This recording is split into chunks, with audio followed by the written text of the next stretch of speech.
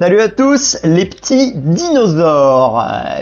Toujours dans l'analyse des nouvelles cartes Dragonstorm. Hier nous nous étions arrêtés à ces cartes-là qui étaient sorties le 18. On a vu des dragons mythiques, des dragons, etc. Des trucs bien.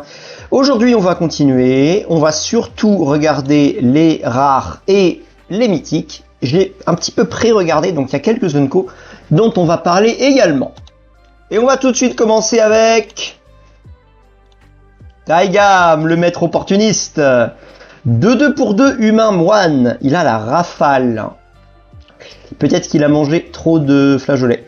Alors il rafale. Voilà. Parce que c'est ça qu'on mange dans les monastères Jeskai. À chaque fois que vous lancez votre deuxième sort à chaque tour, donc n'importe quel type de sort, copiez-le, puis exilez-le. Tu fais une copie par tour, ok. Puis exilez le sort que vous avez lancé avec 4 marqueurs temps sur lui. S'il n'a pas la suspension, il acquiert la suspension. Donc, l'idée c'est quoi? C'est que ça m'a l'air extrêmement fort. En plus, ça arrive très tôt dans la partie. Tu as ta 2-2 pour 2, ok. On pourrait très bien imaginer que tu attends un peu, hein. Et que même tu joues tour 3, tu vois, hop, tu prends tes 2 manas pour jouer Taigam, et tu joues un petit sort en plus à 2, typiquement en bleu, tu peux jouer un Brainstorm, tu peux jouer un n'importe quel sort à 2 pioches à 1 bleu, tu vois. Ok. Simplement, tu vas copier, tu joues la copie, et l'autre sort, tu le mets en suspension, et tu pourras le jouer dans 4 tours. Donc tu as une copie gratuite, mais elle arrive dans 4 tours. Alors, sachant qu'une fois que ton sort est en suspension, tu n'as pas besoin que Taigam soit en jeu. Hein. Hop, chaque tour, tu vas retirer un marqueur suspension, un marqueur temps, là, et hop.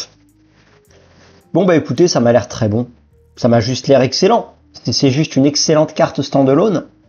Et puis voilà. Qu'est-ce que c'est, là?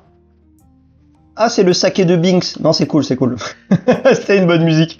Ok, continuons. Oui, ce truc-là, là. Rappelez-vous, donc c'est une Unco. Hier, on a vu l'orage des dragons bleus, tourbillonnant, je crois. Et apparemment, du coup, je supposais qu'il y allait en avoir un de chaque couleur, effectivement.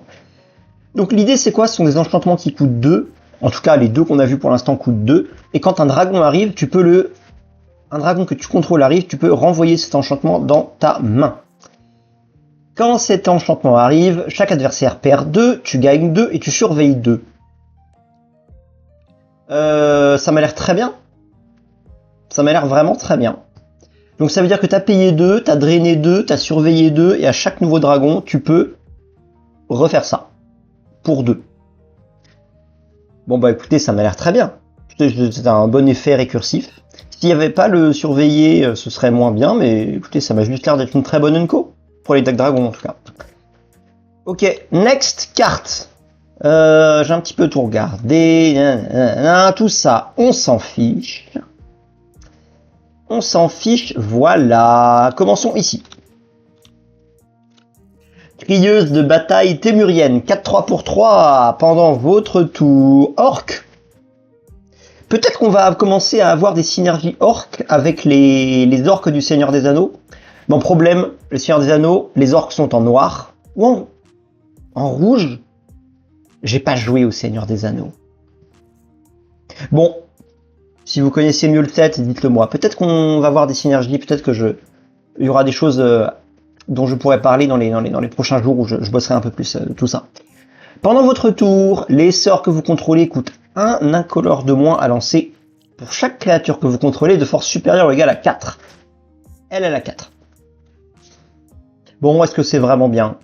Est-ce que c'est vraiment bien? Non, je crois pas. Non, ça réduit pas le mana coloré, on est en Témur, on a envie de jouer des trucs colorés, tu réduis que l'incolore. Bah, c'est pas mauvais, hein, c'est pas mauvais, mais c'est pas bon non plus. Elle a pas d'effet, elle a même pas piétinement, putain, bon, allez. Allez, next carte, je trouve pas ça fou, ça. Un dragon mythique. Teval, l'arbitre de la vertu. 6-6, vol lien de vie pour 5. C'est déjà très bien. Les sorts que vous contrôlez ont la fouille. Les sorts que vous lancez, pardon, ont la fouille. Alors la fouille, si vous vous rappelez pas, chaque carte que vous exilez depuis votre cimetière en lançant ce sort paie 1. Donc tu peux virer des cartes depuis ton cimetière au même moment où tu joues le sort et ça réduit le coût pour un incolore. Chaque fois que vous lancez un sort, vous perdez un nombre de points de vie égal à sa valeur de mana. Ouais. Putain. Où est la couille? Attendez. Où est la couille? Bon, il a le lien de vie et le vol. Donc, et il a 6 d'attaque. Donc potentiellement, tu te soignes de 6. Tes sorts ont la fouille. Attention, hein, la fouille, ça réduit le coût de mana que tu payes, mais ça ne réduit pas la valeur de mana du sort, hein, donc tu vas toujours perdre le max de points de vie. Vous lancez un sort, vous perdez un nombre de points de vie égal. Je réfléchis dans quoi c'est intéressant. Bon, c'est intéressant avec... Non, hein. Bon, écoutez... Je ne vois rien là tout de suite. Il y a des trucs genre, enfin pas Death Shadow, mais d'autres trucs. Bah si, Death Shadow, attendez. Ombre de la mort.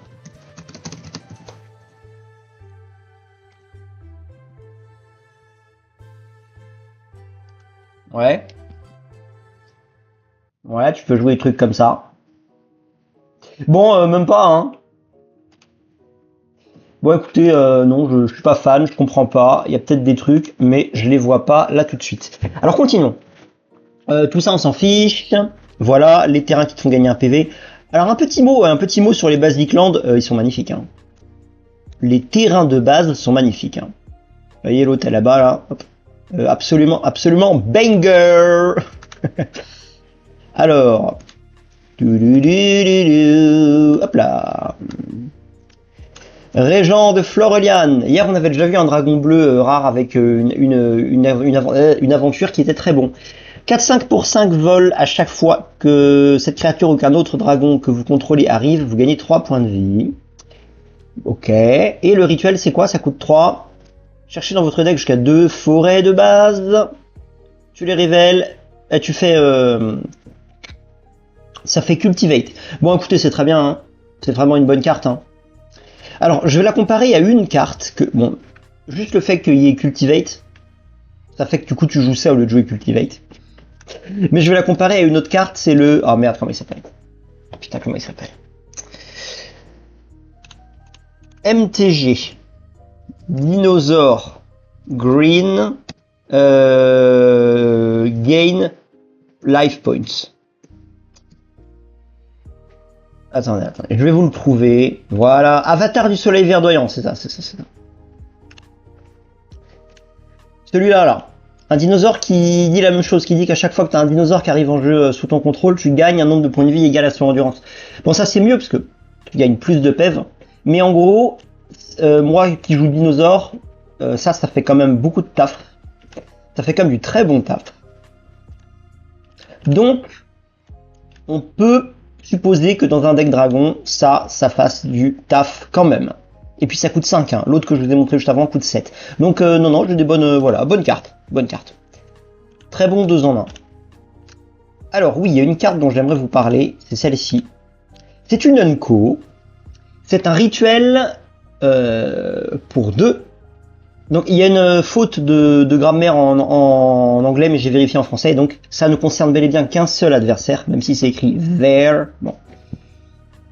L'adversaire ciblé exile une créature qu'il contrôle et son cimetière.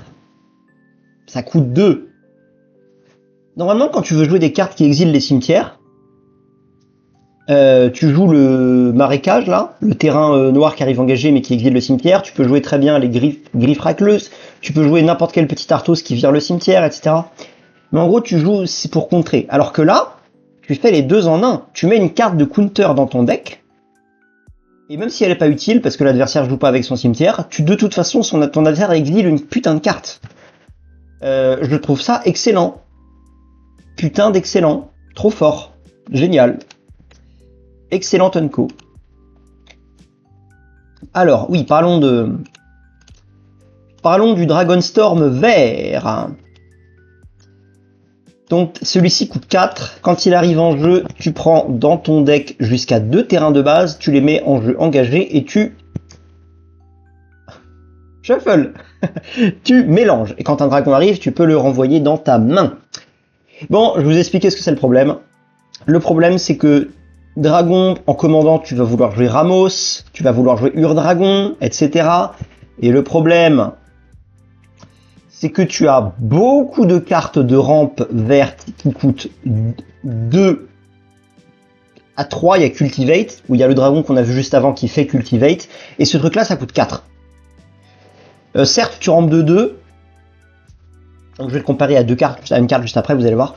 Et l'autre problème, c'est que quand tu joues des Ur-Dragon ou des trucs comme ça, tu ne joues pas de terrain, tu joues très peu de terrain de base. Et tu vas pas te forcer à jouer des terrains de base juste pour jouer ça. C'est ridicule. Donc c'est une fausse bonne idée. C'est une option très low cost, très débutant. Je vais la comparer à une carte qui s'appelle Revendication de l'Inciel. C'est ça? Voilà. Sky Shroud Claim. Ça coûte 4. Tu prends 2 cartes de forêt dans ton deck, tu les mets en jeu. Vous voyez la différence? C'est mieux.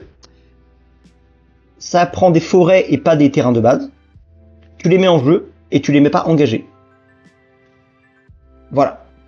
Jouez ça et ne jouez pas le truc qu'on a vu juste avant. Ou alors jouez-le si vous êtes vraiment débutant et que vous n'avez pas tous les terrains bicolores, etc. Mais sinon c'est non. Ok, next carte, une petite rare ici. C'est parti, qu'est-ce que c'est? Qu'est-ce que c'est que ça? Battle.net, fous-moi la paix. La cérémonie Sibzig, un enchantement légendaire pour 3. Les sorts de créatures que tu lances coûtent 2 de moins. À chaque fois qu'une créature que tu contrôles arrive, si tu l'as... Ah, ça va être un trick shot ça. Si tu l'as lancé, tu l'as détruit, puis tu crées un jeton 2/2 noir druide. Donc quel est l'intérêt? L'intérêt, c'est de jouer uniquement des cartes qui font des trucs. Ça, c'est génial comme carte. Hein. De jouer uniquement des cartes qui font des trucs quand elles meurent. Idéalement des petites cartes. Et puis derrière,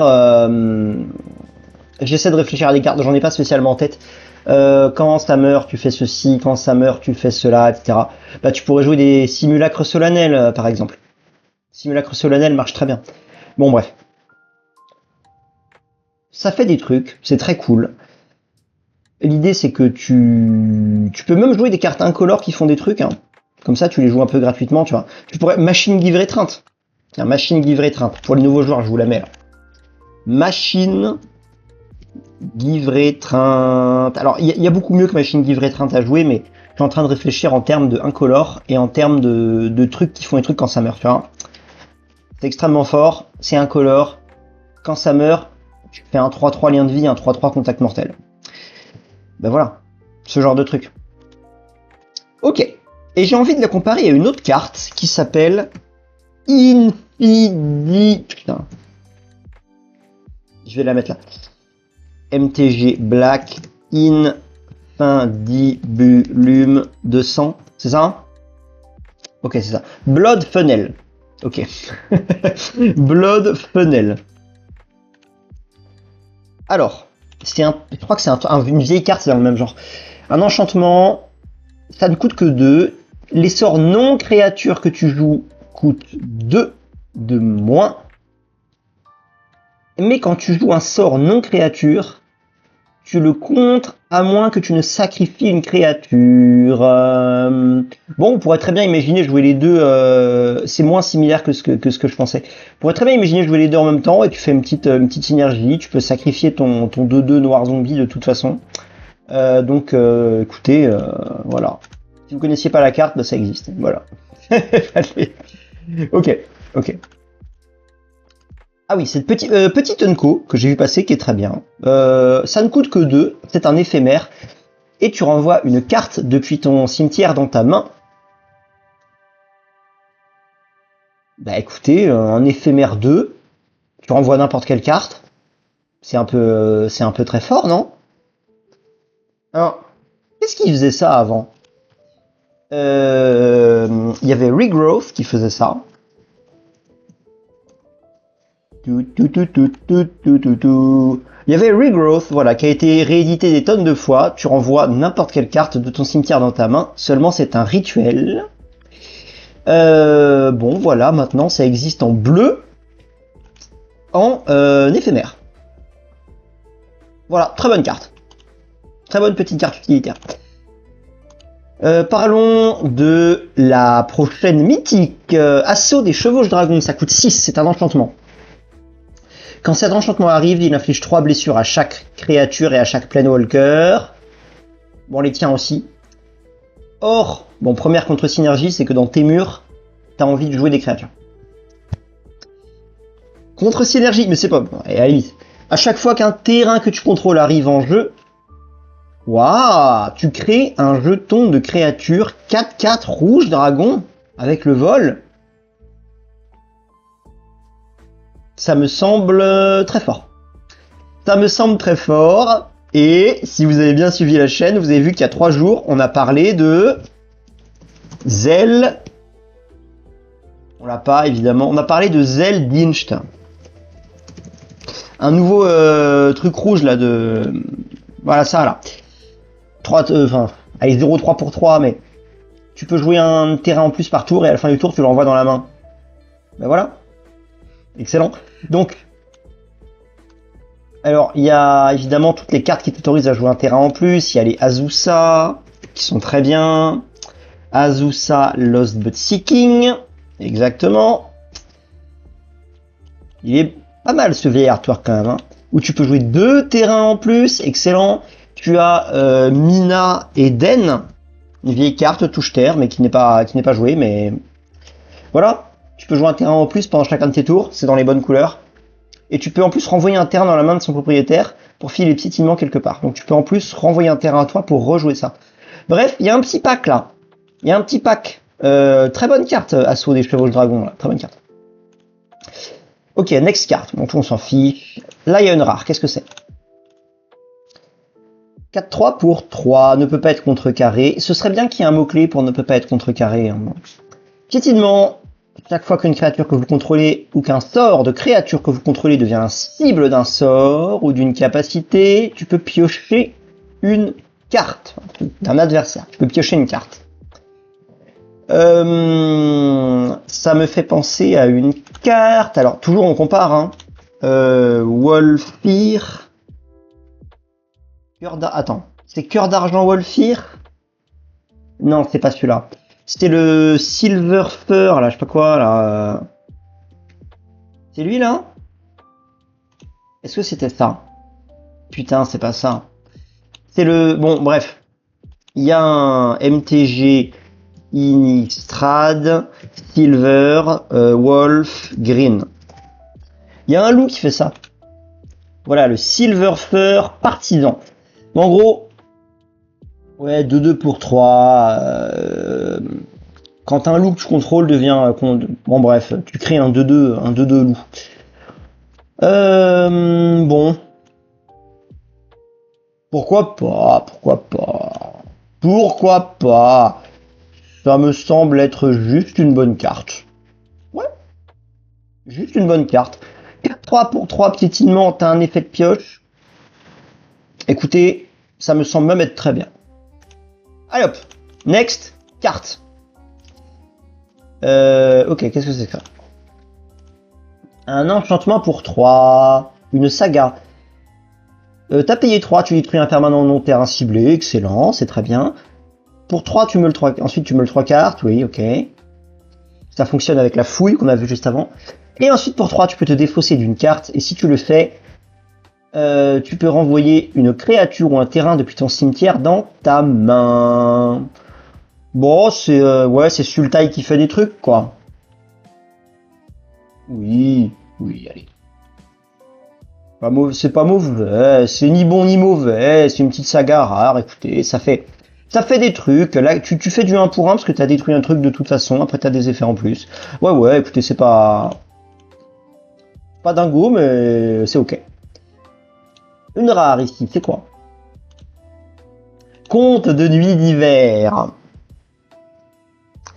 Piocher, ça coûte un rituel pour 3. Piochez 3 cartes, défaussez-vous ensuite de 2 cartes, à moins que vous ne vous défaussiez d'une carte de créature. C'est exactement comme le truc, le sort de pioche bleu qui coûte 3, tu pioches 2, non tu pioches 3, puis tu défausses 2, à moins que tu ne défausses un artefact qui est joué, qui est très fort. Seulement là c'est des créas, mais tu vas te défausser une créa, bon. Tu peux défausser des créas avec le flashback, hein, etc. Bon. Harmonisation, tu peux lancer cette carte depuis ton cimetière pour son... Oui, écoutez, non, ça m'a pas l'air... Bon, l'idée c'est que tu as pioché 3 pour 3, voilà. Ah si, c'est en bleu, donc il y a du Sultai dedans, tu peux très bien virer une carte de créa, tu peux tu pourras faire la fouille après, si tu défausses 2, c'est intéressant pour la fouille. Si tu remets une créa que tu peux réanimer après, c'est cool, bon.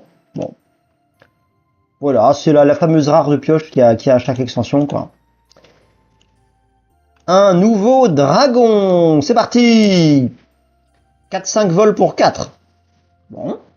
Quand cette créature arrive, tu détruis un terrain non base qu'un adversaire contrôle. Son contrôleur cherche dans sa bibliothèque une carte de terrain de base, la met sur le champ de bataille engagé avec un marqueur étourdissement. Ça veut dire qu'elle va être engagée pendant 2 tours. Bon, c'est pas mal, hein. Je sais pas si c'est auto-include dans les decks dragons, mais c'est une nouvelle toolbox pour le dragon. Un dragon qui pète un terrain. Donc, qu'est-ce qui est intéressant de péter? Alors, en commandant, évidemment, t'aimes bien péter les terrains qui font 2, t'aimes bien péter des glaciales...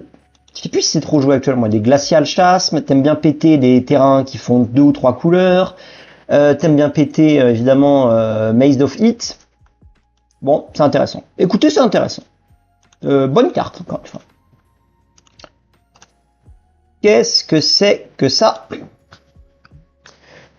Jean éclair, 3-3 pour 3, contact mortel. Ça coûte 3 de différentes couleurs.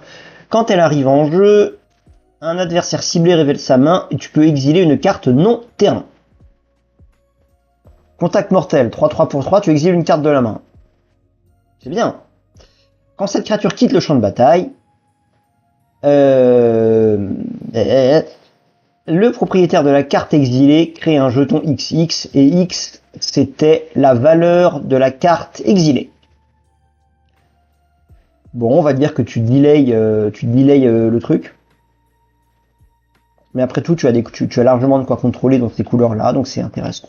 Ouais, c'est pas négligeable. Tu retires une menace dans l'immédiat. Bon. Bon, alors la vraie raison, c'est tu joues ça, mais pourquoi tu ne jouerais pas les cartes les cartes noires qui ne coûtent que 2 et qui exilent un truc de la main adverse en fait? C'est mieux, non? C'est pirate de la voile sanglante ou je sais pas quoi. Attendez, MTG pirate de la... Ah non, c'est une carte Hearthstone, pirate de la voile... Pirate de la voile... Ah, flibustière à voile volante, c'était ça? 1-2 pour 2, ça vole, et tu le fais... ça fait la même chose. Sauf que le mec récupère sa carte. Ah si, il y a une différence, c'est qu'avec la carte qu'on vient de voir, là... le mec ne récupère pas la carte. Ok, donc c'est intéressant, c'est intéressant. Il va juste créer un esprit. Ok. Continuons. Ah, alors il y a 5 terrains. On va les regarder un par un. Des terrains rares. Arrive en jeu engagé, à moins que tu ne contrôles une plaine ou une île. Donc il n'arrive pas à dégager tour 1.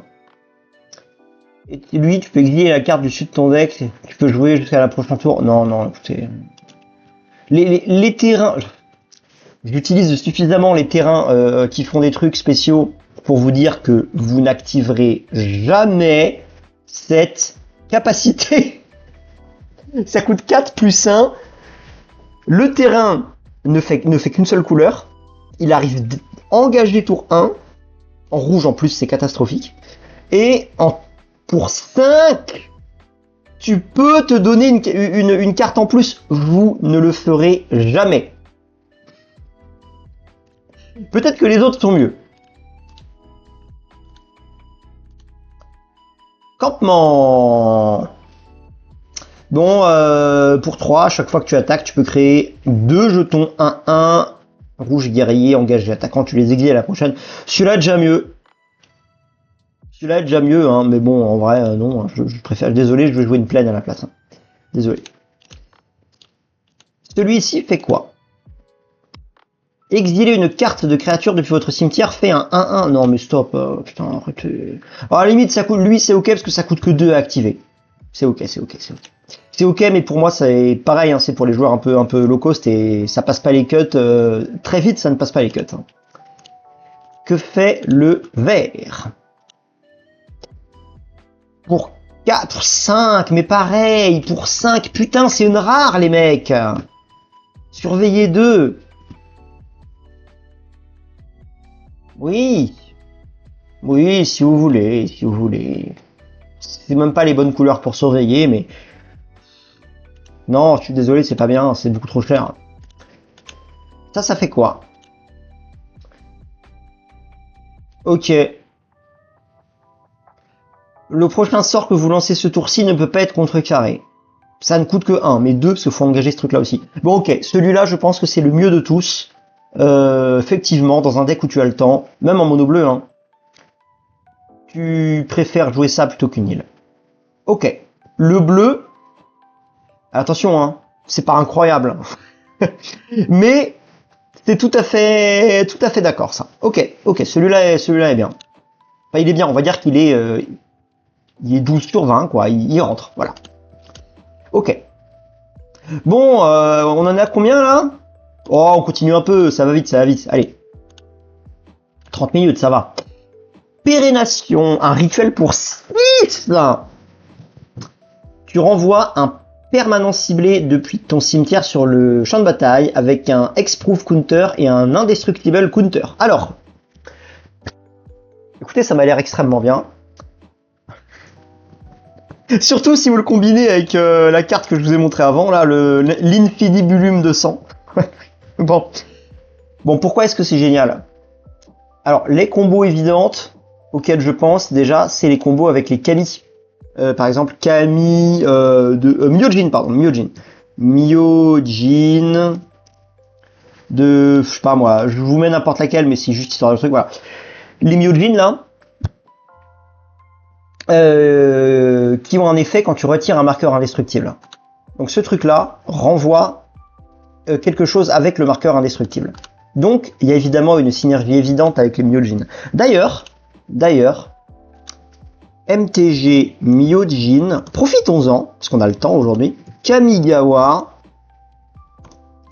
Les Myojin du vieux Kamigawa. Et oui, parce qu'il y a l'ancien Kamigawa aussi. Alors, Myojin of Cleansing Fire.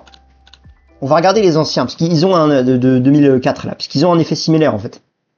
Myojin of Cleansing Fire. On va regarder les... Donc ça c'est dans les en vert, noir, blanc. On va regarder donc les 3 couleurs là. Ok, donc celui-là c'était l'ancien blanc. Je vous laisse comparer à quel point Magic a perdu en identité. Hein. Mais ça c'est un autre débat, on en parlera dans pas longtemps je pense. Pareil, il y a un des... Voilà, ils ont un... Alors eux, non, eux ils arrivent avec un compteur divinité, pardon, excusez-moi. Et en plus seulement si tu l'as joué de ta main. Ah ouais, non bah écoutez, ça marche pas. Ça marche pas parce qu'ils arrivent avec un compteur divinité et pas un compteur indestructible. Tant pis. Tant pis. Je pensais avoir trouvé un espèce de petit life hack. Alors on va quand même regarder les autres.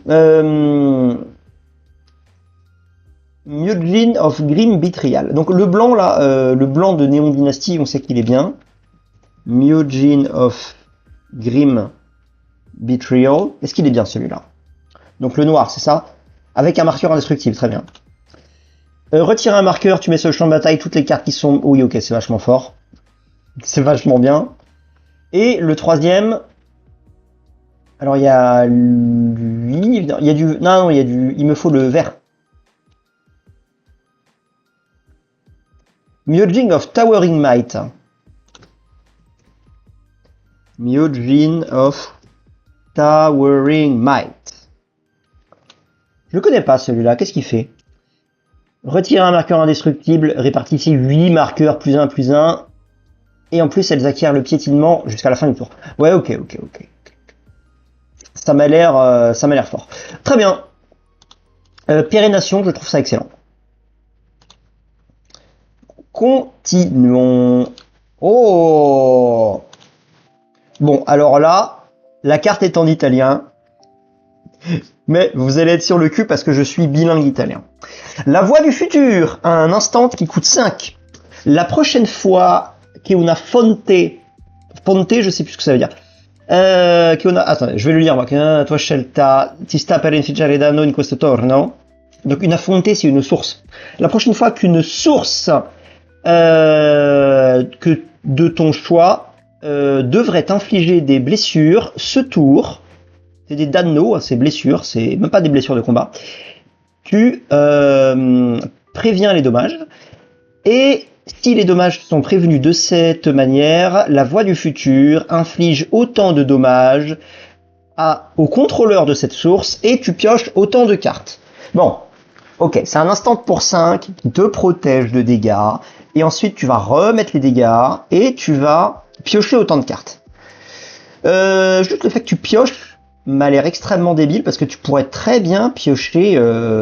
imaginons que tu bloques un dragon 6-6 qui vole, hop, tu vois. C'est pas extrêmement fort, ça. J'ai envie de le comparer à Paume Déflectrice.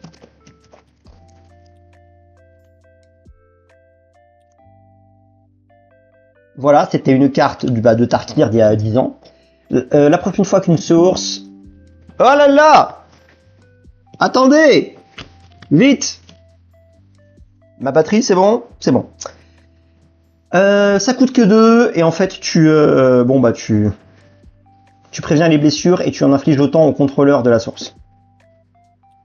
Mais c'était pas mal, hein, ça, hein, c'était pas mal du tout. Hein. Donc là, on a le même effet pour 5, mais tu pioches, quoi.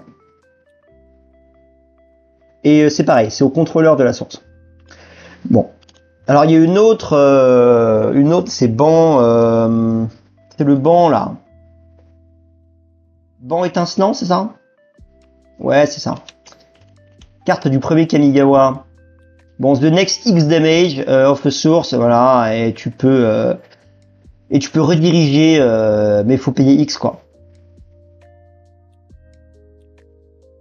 Bon, écoutez, ça m'a l'air très cher, mais ça ne m'a pas l'air mauvais du tout. En multijoueur, je pense que ça a totalement sa place dans les decks. Ok, continuons un petit peu, Non, on s'en bat les couilles. Ah, regardez, voilà. Ah, une rare. Virgo, décret du tonnerre, 2-4 pour 3. Je crois qu'il y a un autre Virgo d'ailleurs dans l'extension. Alors, pendant ton étape de fin, ok, c'est même pas au début, le wording est bizarre. Ah, ok, durant ton étape de fin, les warrior tokens que tu contrôles ce token ne peut pas être sacrifié, ok. Parce que normalement, je suppose qu'il va créer des tokens warrior, voilà, whenever this creature attack, tu crées 2, un red warrior attaquant et engagé, mais tu devrais les sacrifier à la fin de l'étape. Donc en gros, tu gardes tes tokens guerriers. Bon, alors comment on va faire pour voir si c'est incroyable? Warrior Token Creation. Quelles sont les cartes qui créent des tokens guerriers? Bon, il y en a beaucoup, hein. Je sais pas, moi, ça, par exemple, tu vois. Là, j'ai été sur Google Images, j'ai juste tapé Warrior Token Création. Bon, il y a évidemment ça qui est cool. Tu crées X token Warrior, mais tu les sacrifies pas à la fin du tour, en fait. Bon, écoutez, je pense que c'est quand même très spécifique et qu'il va falloir attendre juste de voir un petit peu toutes les autres communes et unco qui génèrent des tokens guerriers. Et voilà. Bon, écoutez, non, ça m'a pas l'air. Bon, la carte existe, voilà. Si vous avez beaucoup de tokens guerriers, c'est rigolo, mais sinon, ça m'a pas l'air vraiment dingo. Ah, regardez ça. On les connaît ces cartes-là, regardez. Un éphémère pour 1, une créature ciblée gagne +1/-1 jusqu'à la fin du tour. Quand elle meurt sous ton contrôle ce tour-ci, tu pioches 2 cartes. C'est pas excellent, ça? Soit tu tues un truc adverse, soit tu tues un truc à toi, et tu pioches 2 cartes si jamais elle meurt. Excusez-moi, c'est excellent. Mesure désespérée, voilà, écoutez, c'est extrêmement fort, extrêmement fort. Très polyvalent, tu pioches 2 pour 1. Ça m'a l'air vraiment très bien. Alors, je continue. On a combien de temps? Allez, on va faire 3 quarts d'heure. On fait 10 minutes encore. Allez. De toute façon, vous le savez, si vous êtes des habitués de cette chaîne et si ça vous plaît, voilà, 45 minutes. 4-4 pour 4. Qu'est-ce que c'est que cette illustration bizarre? Bon, pourquoi pas. Vigilance, piétinement, parade 1. Rappelez-vous, il y a 20 minutes, 25 minutes, on parlait d'un 4-3 pour 4 qui n'avait même pas d'effet. Elle a 3 mots-clés. Au début du combat pendant ton tour, si vous avez lancé à la fois un sort de créature et un sort non créature, piochez une carte et mettez 2 marqueurs +1/+1. Alors, dessus. Bon, c'est quoi le problème? C'est que tu le fais... Il faut que tu aies joué tes sorts avant ton combat. Ça veut dire que si ton adversaire a une réponse pour gérer ta créature, t'es baisé. Mais bon, ouais, bah oui, on les connaît. Écoutez, la carte est très forte en soi, mais le problème c'est que tu la vois venir en fait. Et si jamais l'adversaire a une réponse, tu peux être sûr qu'il va te la mettre dessus. Donc du coup, tu pourrais très bien jouer ça en commandant. Jouer uniquement des super cartes tour 1, 2, 3. Et derrière, tu pourrais très bien en fait ne pas mettre tous tes œufs dans le même panier, sachant que ton adversaire va vouloir tuer Eshki Griffe Dragon là. Ok, non, écoutez, c'est peut-être pas si mal, c'est peut-être moins pire que ce que je croyais. Pas si mal, pas si mal.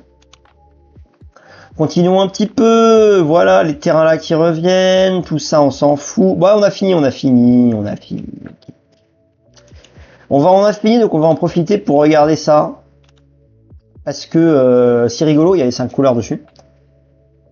C'est un artefact pour 2. Tu peux taper une créature untap que tu contrôles pour ajouter un mana de la couleur de ton choix. Alors, avec des effets comme ça, tu as le droit d'engager une créature qui vient d'arriver et qui n'a pas la célérité. Et ensuite, c'est quoi l'idée? Pour 8, sacrifier cet artefact, tu fais un dragon 4/4. Il s'appelle Dragon du Reliquaire. Il a toutes les couleurs. Il a Flying Lifelink. Et quand ce token arrive, tu mets 3 à n'importe quelle cible.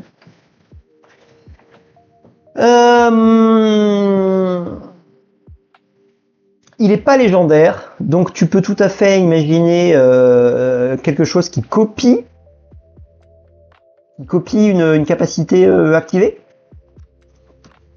Voilà, écoutez, ça m'a l'air rigolo.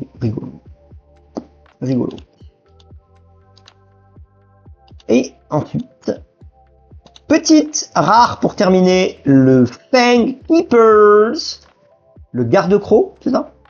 Familia, ah oui, le familier du garde-croc, je sais pas quoi, là, de Tazigure, le garde-croc. 3-3 pour 4, il a le flash.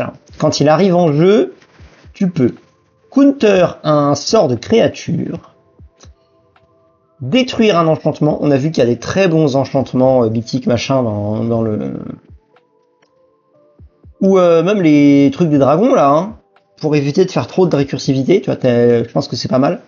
Et sinon tu peux gagner 3 et surveiller 3. Bon écoutez, ça m'a juste l'air d'être une bonne carte. Voilà, si vous jouez ces couleurs là, ça m'a l'air très bien. Ça m'a l'air très bien. J'ai envie de le comparer à pareil, je vais le comparer à quelque chose. Mystique, comment il s'appelle? Mystique à Jabot, c'est ça? Eh ouais, mais faut mettre mystique en français, enculé. C'est ça? Voilà. Une carte de 2019, c'est ça? Ouais. Pareil, ça coûtait 4. Flash, et quand elle arrive en jeu, tu peux contrecarrer un sort ciblé. Bon bah en standard, c'était très bien ça. Ici... Ah, c'est tous les deux des... Ah non, lui c'est pas un serpent. Bon, là, pareil, t'as un truc avec un truc flash 3 pour 4 qui peut contrer quelque chose, mais tu es plus polyvalent. Donc, moi, ça m'a l'air très bien, ce petit serpent. Écoutez, regardons s'il n'y a pas, très vite fait. Bon, les terrains là qui reviennent, ok, ok, ok.